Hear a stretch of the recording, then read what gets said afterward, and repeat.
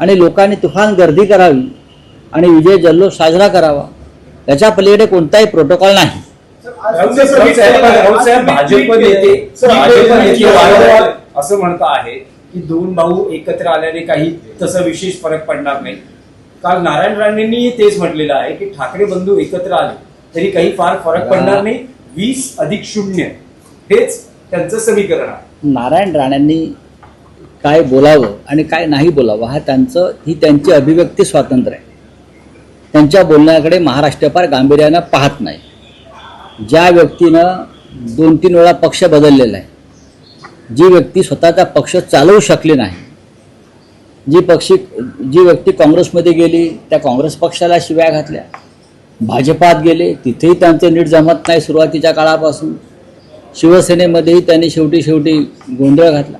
अशा व्यक्तींवरती तुम्हाला काय वाटतं की महाराष्ट्र फार गांभीर्याने घेतो का? यांना अजिबात घेत नाही. हे सगळे भाजपात गेलेला प्रत्येक मराठी माणूस हा महाराष्ट्राचा शत्रू आहे. त्यांना मराठी माणूस महाराष्ट्र ह्याच्यावर प्रवचनं झोडण्याचा कोणालाही अधिकार नाही. नारायण राणे यांनी सुद्धा भाजपात जाऊन कोकणातल्या मराठी माणसाचं नुकसानच केलेलं आहे. सगळे गुलाम नसतात नारायण राणे तुमच्यासारखे, आणि सगळे आपली चांबडी वाचवायला पक्ष बदलत नाहीत.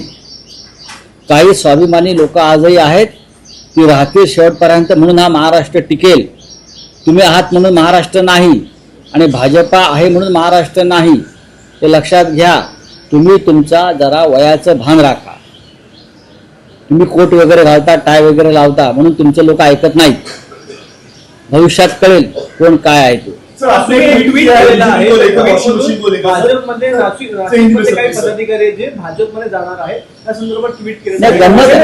राऊत साहेब असं काय होतंय की पहिले बडगुजर, नंतर विलास शिंदे आणि आता आठवडाही झाला नाही ज्यांच्या नेमणुकीला असे मामा राजवाडे हे भाजपमध्ये जात आहेत. नुसतं गंमत आहे भारतीय जनता पक्षाची. भारतीय जनता पक्षाची गंमतच आहे.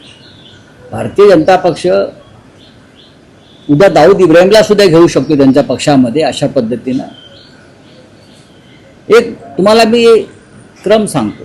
4 दिवसापूर्वी भारतीय पोलिसांनी नाशिकच्या आमच्या लोकांवरती एक गुन्हा दाखल केला. सुनील बाबुल, मामा राजवाडे आणि इतर काही पदाधिकारी. गुन्हा का? नाशिकमधली एक व्यक्ती समाज माध्यमावर शिवसेना नेत्यांची बदनामी करते, त्यांच्याविषयी काही खोट्या नाट्या बातम्या देऊन ती ब्लॅकमेल करते. त्या बदनामीच्या बदल्यात काही आर्थिक मागण्या करते, संपत्तीची मागणी करते. हे वारंवार झाल्यामुळे शिवसैनिकांनी जाऊन त्याच्या घरात बसून त्याला धक्काबुक्की केली असं म्हणतात. हे भारतीय जनता पक्षाने सुद्धा केलं आहे त्यांच्या नेत्यांच्या बाबतीत, इतर पक्षाने सुद्धा केलेलं आहे. हे नवीन ना असं बघा की बदनामी होते समाज माध्यमावरती म्हणून त्याच्या घरात जाऊन त्याला जाब विचार. हा काही 307 वगैरे असे जे गुन्हे आहेत त्यातला गुन्हा नाही आहे. हा विनयभंग, 307, खुनाचा प्रयत्न, खून. पोलिसांनी ह्या सगळ्या पदाधिकाऱ्यांवर गिरीश महाजन यांच्या सांगण्यावरून अत्यंत गंभीर स्वरूपाचे गुन्हे लावले. अत्यंत गंभीर स्वरूपाचे. खुनाचा प्रयत्न, रॉबरी, अमुक तमुक. आता गंमत अशी आहे की हे सगळे लोक अटकपूर्व जामिनासाठी कोर्टात गेले